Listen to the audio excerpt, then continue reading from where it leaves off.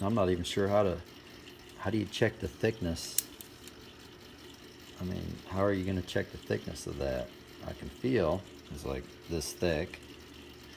Where's my, I mean, just,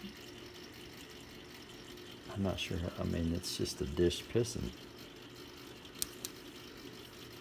There's some fly cuts in it, so I don't know how to check that. The Eagle rod, now if I get here's a stock rod compared to this Eagle rod. And this stock rod,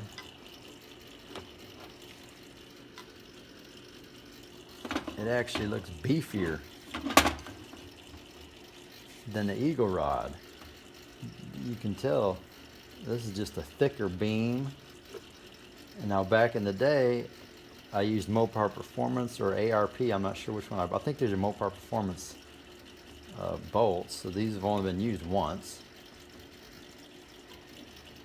But this has a 2.1 and this is a 2.125. And this engine, these are $149 Silverlights pistons. I ran it with 8 psi boost for like 60,000 miles. Then I turned it up to 12,000 for another 10 or 12,000 miles, or 12 pounds of boost for 10 or 12,000 miles, and then I lost the number 7 cylinder.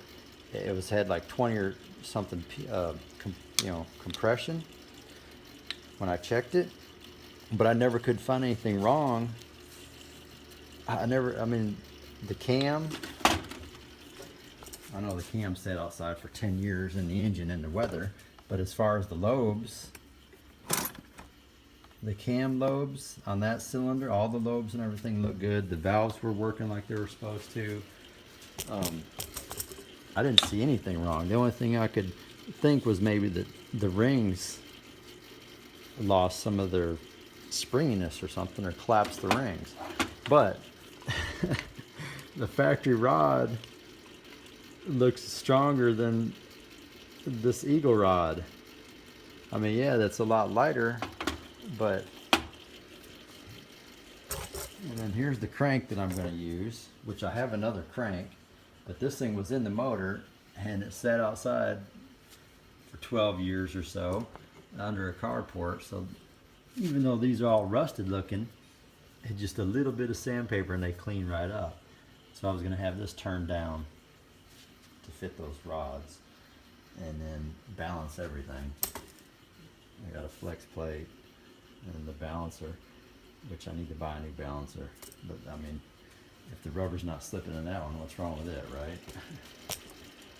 Anyway, I don't know how to check the thickness of this, so I'm assuming these $650 pistons will work. I mean, it was for a boosted application with the dish, so we'll see.